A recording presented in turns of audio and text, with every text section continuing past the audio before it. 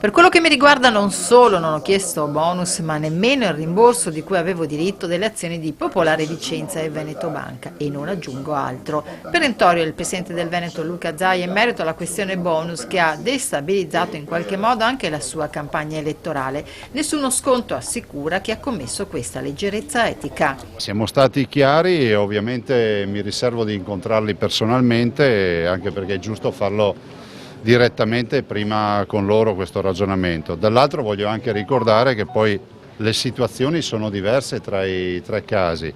Da un lato abbiamo due casi di due consiglieri che hanno fatto richiesta del bonus e poi lo hanno elargito ad altre realtà come al Covid o ad altre associazioni. E il terzo caso che è quello del vicepresidente, perché va spiegato bene, che dice che la domanda è stata fatta direttamente dallo studio associato, ma quando l'INPS ha chiesto ulteriori documentazioni nessuno ha mai presentato documentazione perché quella è una domanda che non esiste. Questo va detto nel rispetto delle persone. Non stiamo a discutere delle illegalità, perché non c'è illegalità, nessuno può dire che c'è illegalità. Discutiamo dell'opportunità che è un'altra cosa. E sull'opportunità giustamente i cittadini si sono fatti sentire e penso che abbiano ragione.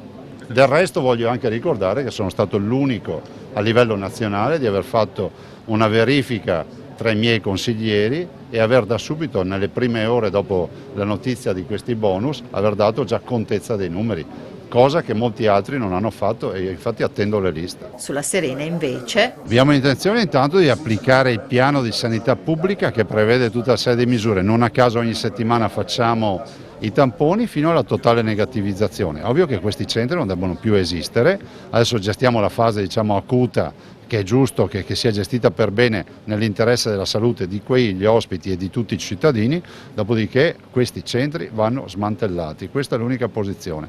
Voglio anche ricordare che grazie a questi centri il Veneto si è beccato il famoso RCT più alto d'Italia, ma la verità è che noi non abbiamo focolai così importanti in giro per il Veneto. altra importante questione, i contagi di chi torna dalle vacanze all'estero. Ci sono delle novità tra i contagiati, abbiamo intanto un virus di importazione che pesa sempre di più, spesso arriva in Veneto da parte di vacanzieri veneti che si sono recati in Croazia piuttosto che in Spagna, in Grecia, a Malta e in altre località che potrei citare. E quindi dovremo produrre nelle prossime ore anche provvedimenti rispetto a questo. Dico anche che l'età media si è abbassata, siamo arrivati a 40 anni di età media dai 64 che avevamo prima delle aperture, il che dimostra che l'attenzione dei giovani non deve calare, cioè i giovani devono fare molta attenzione soprattutto agli assembramenti, ai grandi assembramenti dove non si usano le protezioni.